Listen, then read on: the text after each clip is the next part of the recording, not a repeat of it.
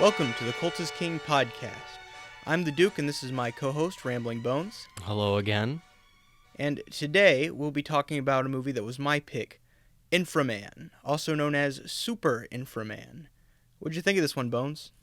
Well, once we finally found a way to watch a good version of it, it was pretty great.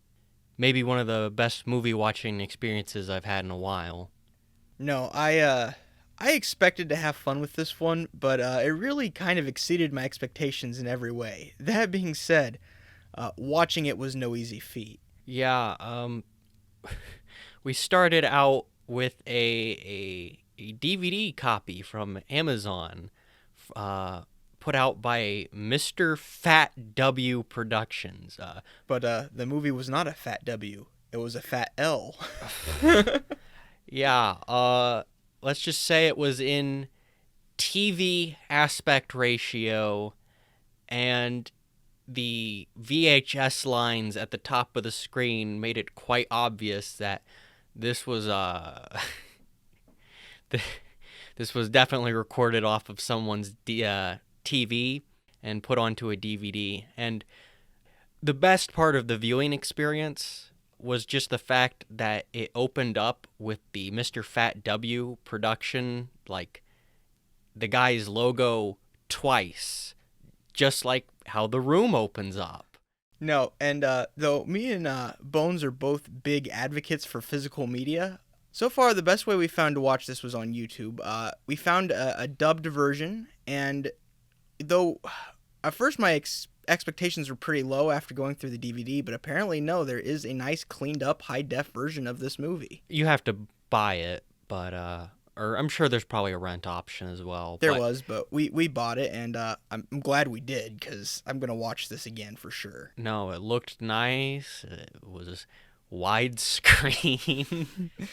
Crisp audio, crisp picture. No VHS lines, but no, once we finally got around to watching it in how it was meant to be watched, it was very good. So, without further ado, let me kind of give you an idea of the story. So the idea here is immediately when the movie starts, the cities of the world are under attack, both by deadly beams that are lighting our cities on fire, but also later by giant monsters. Well, and regular-sized monsters. We'll get into that later. It turns out that deep from within her dragon lair is Princess Dragon Mom. I believe in other versions she's called Princess Elzebub, but I've decided already that I prefer Princess Dragon Mom, so Princess Dragon Mom she will remain. Apparently she exists from a race of people and mutants who existed before the dawn of man, and now they're coming to reclaim the world.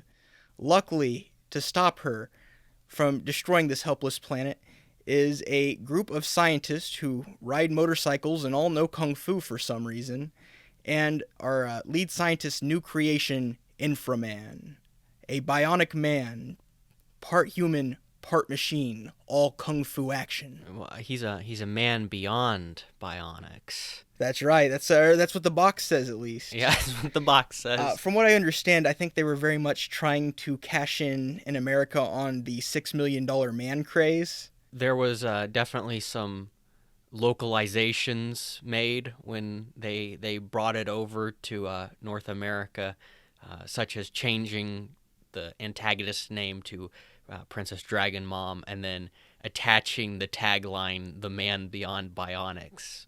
But I'm going to attempt to describe what watching this movie is like, but look, there's a lot of movies that we've reviewed on this podcast, and you should go watch them.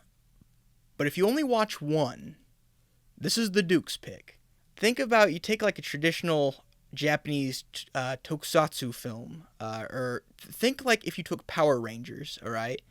Then mix it with a Hong Kong kung fu movie, a little Bruce Lee action, and then put in some rubber monsters and enough explosions to make Michael Bay blush, and you have Inframan. It's pretty much just like an hour 30-minute version of Kamen Rider or Ultraman. Well, and they were definitely trying to cash in on this, but this is not a Japanese film, it's a Hong Kong flick, specifically a Shaw Brothers movie. Yes. The Shaw brothers are extremely influential. They popularized the kung fu genre. Yeah, the Shaw brothers were really well known for their kung fu flicks that were really big back in the 70s and 80s. In fact, one of the actors in this is actually, I forget what his original name was, but he later changed his name to Bruce Lee, with only one E in Lee. And he was actually a Bruce exploitation actor. When you hear the word exploitation attached to a film, what that essentially means is that is the selling point. So, uh, black exploitation or black exploitation. The selling point is that this movie has black actors and is made by black filmmakers typically. If there's Nazi exploitation, however, those movies are not typically made by Nazis. We would hope not. And with the popularity of Bruce Lee, Hong Kong filmmakers spawned Bruce exploitation. One of my favorite titles for one of these Bruce exploitation films is "Enter the Fat Dragon." It's he's fat. That's the gimmick. Yeah, we're gonna probably have to watch that. But I wanted to, talking about good names for movies, I wanted to talk about, or at least list off some of the names of the movies Bruce Lee with one E was in. Dragons Die Hard, Bruce and the Shaolin Bronzemen, Enter the Game of Death, Enter the Game of Shaolin Bronzemen, Way of the Dragon 2.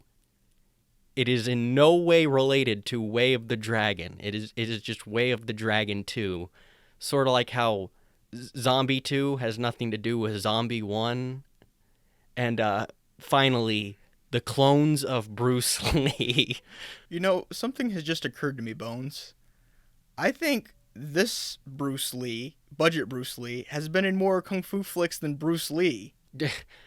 Well, and he left us too soon. The thing is the lead actor's name is Danny Lee, and would you believe it or not, he was also a Bruceploitation actor on more than one occasion, including the movie Bruce Lee and I. The only other movie I saw that he was in of note, I haven't seen it, but I just like the name, The Oily Maniac.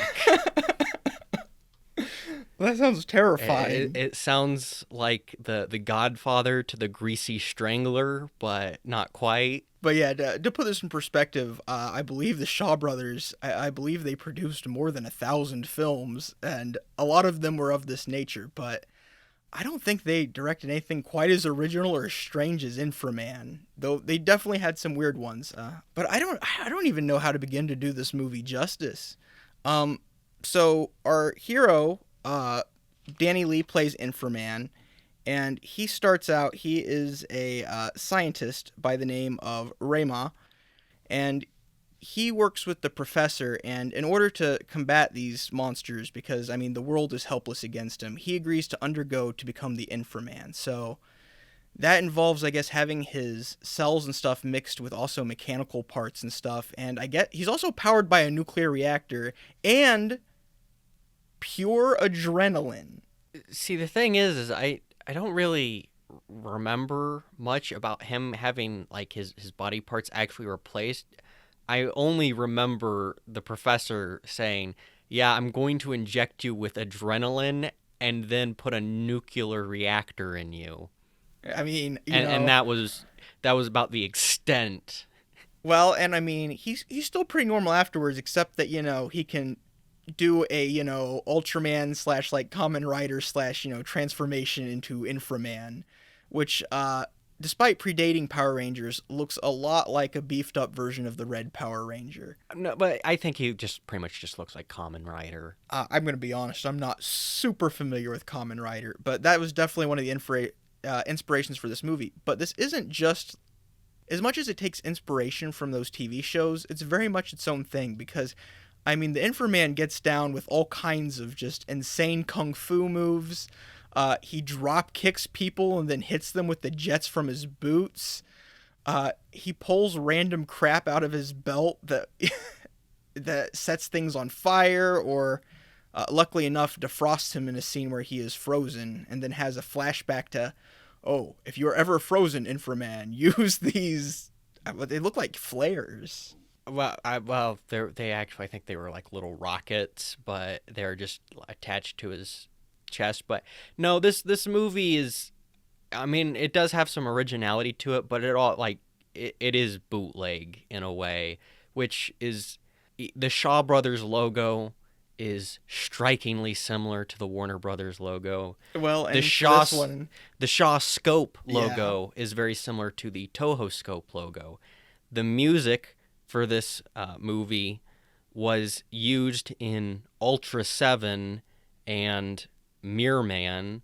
And it's funky as heck, by the way. But so you have music that was, I believe, legally. I'm gonna hope it was legally licensed for this, and then the costumes actually did come from a Japanese company that worked on tokusatsu shows. And you can definitely see that in the costumes. They kind of look somewhat like budget Ultraman villains, but each one is original and distinct enough from the others that they're all a lot of fun.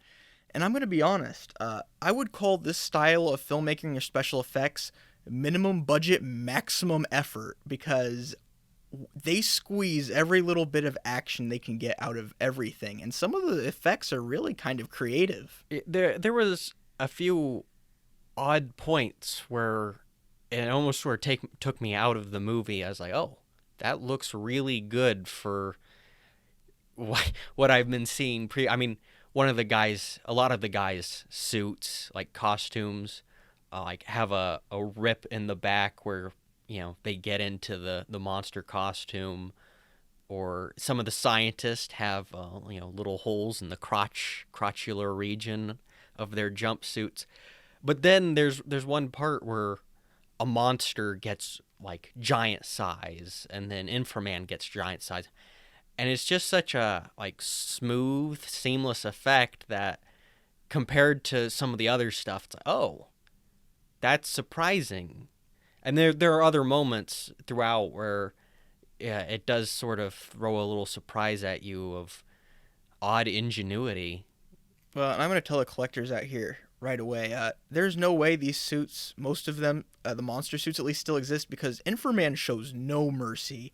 Not only is he beating the crap out of these guys in suits, but at least I want to say one, maybe two of them get like completely burned to a crisp by the end of the battle. I mean, there's constant explode. Everybody is just exploding constantly, Yes, so many glorious explosions everywhere, just gratuitously. and I guarantee you, some of those monsters that exploded, that was probably the only copy of the suit. Yeah, they probably had one take to get that right because otherwise they're just out of it. Well, and I mean the movie. If there's one word to describe this movie, it is gratuitous. There's a scene where they have found Princess Dragon Mom's base, and she has like these armies of like these goons who I guess are essentially biker skeletons. Their suits actually look really cool, and their weapon of choice is they all have spears with like bombs on them that explode. And there's a scene where like all of these scientists who are part of like the same organization Inframan is are like riding in on like essentially dirt bikes and then having a dropout like kung fu fight with these skeleton men, and then like the monsters show up and then Inframan transforms and there's explosions and lasers everywhere. I mean, just what a perfect piece of filmmaking. I mean, look, to tell you how much fun I was like legitimately enjoying it all the way through, but me and the Bones, I mean, we just laughed and were like just staring at awe at everything every 5 minutes. It was such a fun movie to watch. I mean, it's a very entertaining movie. Don't go in it for the plot because the plot is very dumb. There on several occasions they just pull out the characters are aware of things that the audience is not. It's the reverse of, the bomb under the seat that the character doesn't know about but the audience sees. This is the audience is completely unaware, and the characters just seem to magically know things. Well, Bones, as Tommy Wiseau would say, it's a twist. It's a twist. No, this is very much. If anybody has ever been a fan of like the '60s Adam West Batman, where he's in a bind and then, oh, Robin, go get the shark repellent. It's definitely that kind of problem solving in this. When watching this, I instantly thought of in Gamera versus Barugon, at least I haven't watched the subtitled version, so maybe it's better explained. But in the dubbed, they instantly just randomly cut to a giant diamond hanging from a helicopter, and the narrator's like, Barugon will always follow a 20-carat diamond wherever he goes. It's like, well, that's very convenient, and I'm glad we know that. Yeah. But like I said, you didn't come for that. You came to see Kung Fu Monsters. And if you are looking to watch Kung Fu Monsters, you can't do better than this movie. And it is funny because, I mean, all the monsters are unique. You have, like, this weird Oni-looking thing that shoots lasers. You have this tentacle creature which manages to burrow itself into the scientist's lab and then attack them with tentacles. You have a giant spider. You have two mechanical guys who can shoot off their heads and their arms. I don't know. Some lady who's just wearing like gloves that have long fingernails and like eyeballs, and she doesn't really do a whole lot, but she's there. She is there, and then you have Princess Dragon Mom herself, which is, this very attractive woman but she can turn into a rubber dragon. Well, she also has like dragon feet. Yeah. And one of the best scenes in the movie that I just absolutely lost it over is it's the final showdown between Inframan and Princess Dragon Mom, and she's in her dragon form. And he uses one of his attacks to cut off her head. And it just falls to the ground, and a new head shows up. And he does it again, and her head falls off, and a new head shows up. And then I swear he does it like 3 more times. It just, wow. I mean, it was satisfying. Very satisfying. Normally we like to fill these out with as much information about the movies we can, but this was a difficult one. One, because it's a foreign film, and unfortunately for me and Bones, neither of our first language is Mandarin. And it's also not like, I mean, we were able to find lots of stuff for Godzilla vs. Gigan, but the Godzilla movies have a very dedicated English fan base who want to know everything they can about this, whereas this is a movie that I definitely think it's known in some cult circles because, wow, if you've seen this, you have to show it to somebody. It doesn't quite have the fan base that there's just trivia about this everywhere. Well, here's a trivia fact. It was probably Cantonese that it was spoken. Now, see, once again, the Duke only speaks American. I do have some little tidbits. I'm not sure if there's really much more we can say about the plot and what's actually the content of the film. It's something that's definitely just worth experiencing, but this is technically the first superhero film in Hong Kong. It was the first Hong Kong film promotion to use a hot air balloon to promote it, like on its big release. And this actually made me cringe a little. This was the first Shaw Brothers production to use storyboards. Which explains a lot. Really, really had me scratching my head. I mean, like the Duke just said, it explains a lot looking through their catalog and the quality of film. But at the same time, I mean, how do you... Well, and I mean, to give you an idea of what the plotting in this movie is like, I think I'd have to watch it again. I think there is exactly one quiet moment in this film where there is a scene between the professor and his daughter, which pretty much amounts to, wow, I'm glad you love me. What a good girl you are. Now I have to go back to doing science. No, it's literally, I'm doing science. Then the professor's daughter comes in, and the professor proceeds to tell her a story that really has nothing to do with anything. And then he's like, now does that make sense? Now get out of my office. I must do more science. It's very touching. But from then on, but aside from that scene, it is pretty much action set piece to action set piece. But I will say this. You never get bored because it always moves on to the next thing, and the way the battles are handled and the different scenes are so varied that there's always something new to appreciate going on. There really aren't much in the way of giant monsters in this movie. Like, yeah, I guess when I say giant monsters, I mean there is a monster that becomes giant at one point. Well, at the beginning of the movie, Princess Dragon Mom in her dragon form shows up, and I guess she's big at that time. And then one time, the spider monster goes from just normal guy size to giant.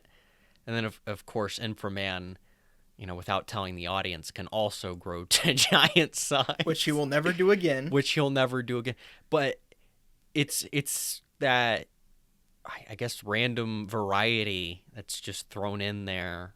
It does. It also gives us a great scene where he throws the giant spider into it. What was it that he threw him into? It was some like plant or something. Probably a power station or something. But it explodes, and then the spider guy goes to normal size, and Inframan just straight up steps on him and kills him. Yeah, and there's definitely goo. See, Batman might believe that, if you kill a killer, you have the same number of killers. Inframan believes that you really can kill them all. He pulls no punches. But the movie will find new and more wonderful ways to surprise you every time. But remember, small, large, male or female, Inframan's hands are rated E for everyone.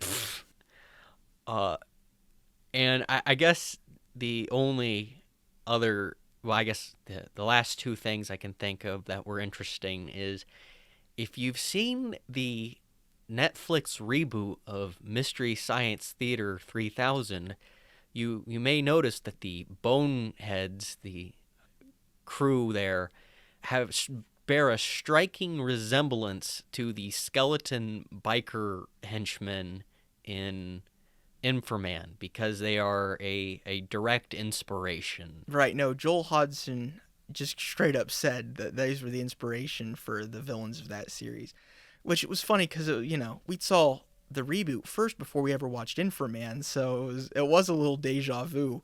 Though I gotta say, the skeleton suits look awesome.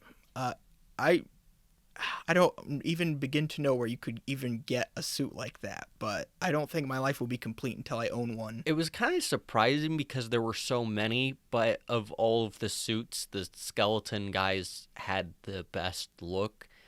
I already mentioned how some of the monster suits were looking a little rough in certain scenes, but the skeleton crew, they looked fantastic throughout.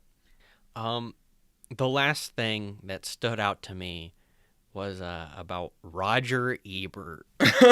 Now, good old Roger. I do not like Roger Ebert. I don't really like film critics, if I'm gonna be honest. But Roger Ebert surprised me in that he gave it a 2.5 out of 4 stars, and then later upped it to 3 out of 4 stars. I think he even went as far to say is that, without like Inframan or something, or without movies like Inframan, the world would just be a little worse off or something like that. Yeah, I remember I read a couple excerpts from his review, and part of me was like, okay, did he actually watch this movie? Oh, I find him to be inconsistent in his reviews. Well, I want to say there was an episode of Mystery Science Theater, which I know we talk about it a lot, only because it's wonderful and you should all watch it, where, I can't remember, I want to say it was when Mike was in charge, maybe it was Joel, and they just went off and, went through all the movies they had watched and what, star ratings they had gotten, and it was kind of crazy. But, and yeah, definitely, me and Duke definitely do not consider ourselves critics. We are just enjoyers. We're just here to dig up these movies, tell you about them, and share our opinions. And look, if your goal is to be entertained, you can't do better than Super Inframan. Yes. Oh, and that's another thing. We call it Inframan.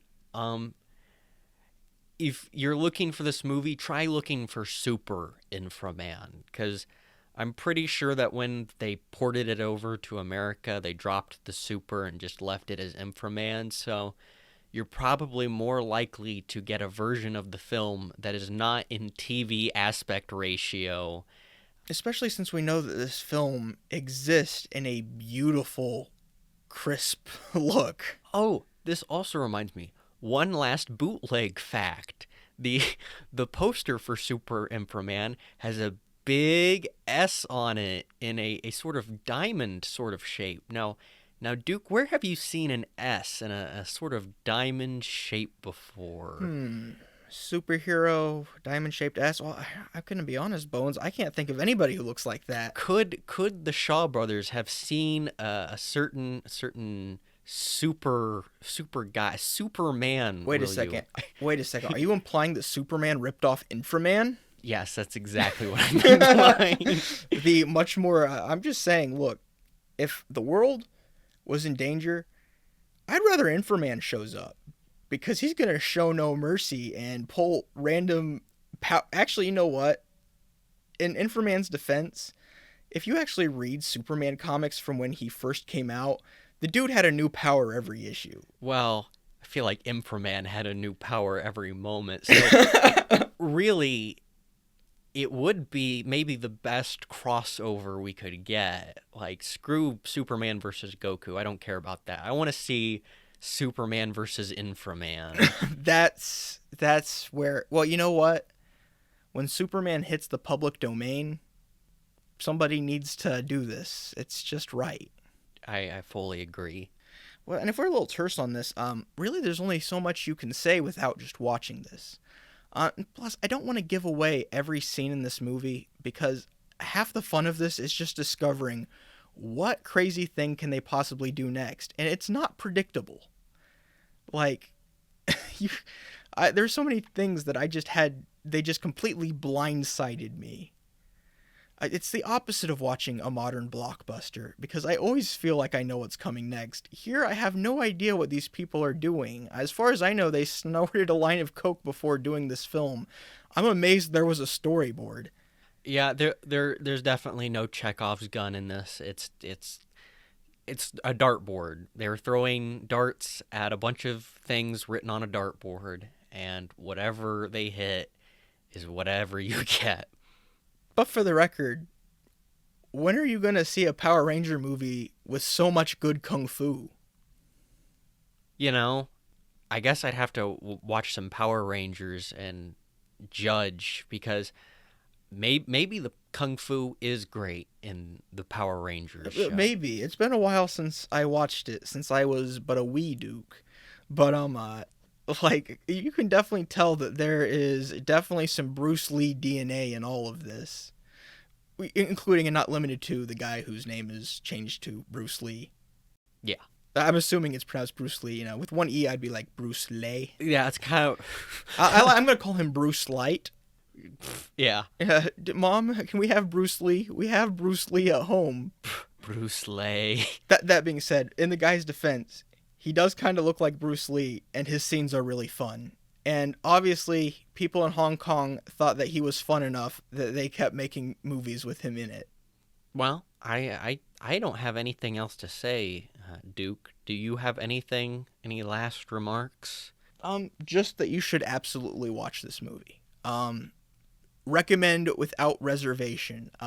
In fact, I dare you to watch it and not show it to your friends. Like, it's just one of those things that if you see it, I'm going to be honest, next weekend, probably watching Inframan again with my buds. No, yeah, that, what Duke said, ditto. Well, now that, I guess if that's all we have to say about Inframan, a movie that really, there are no words to describe it, that puts the ball back in your corner. Or your court. I don't know. The Duke doesn't watch a lot of sports. I don't have time between viewings of Inframan and The Giant Claw. What are we watching next week? So, after much deliberation, I've decided to take us in a completely different direction, and I would like to talk about Michael Mann's Manhunter. I remember you telling me about Manhunter. This has our old friend Hannibal Lecter in it, does it not? Pre Anthony Hopkins. This is, if you know the book Red Dragon, if you know the movie Red Dragon, this is Red Dragon, but in the 80s, and it's, I mean, I've seen it, I love it, but I'll tell you more about it after a week. Well, and I have never seen this movie. I know zero things about it, and so this should be an interesting one. But in the meantime, if you liked this, tell your friends. Starting a podcast is an uphill battle, so if you like this, let people know.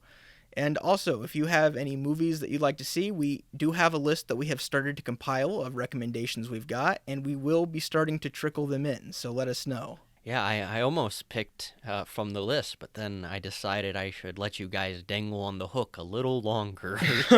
Maybe they'll just keep waiting for it. If we give it to them, they might go away. Yeah.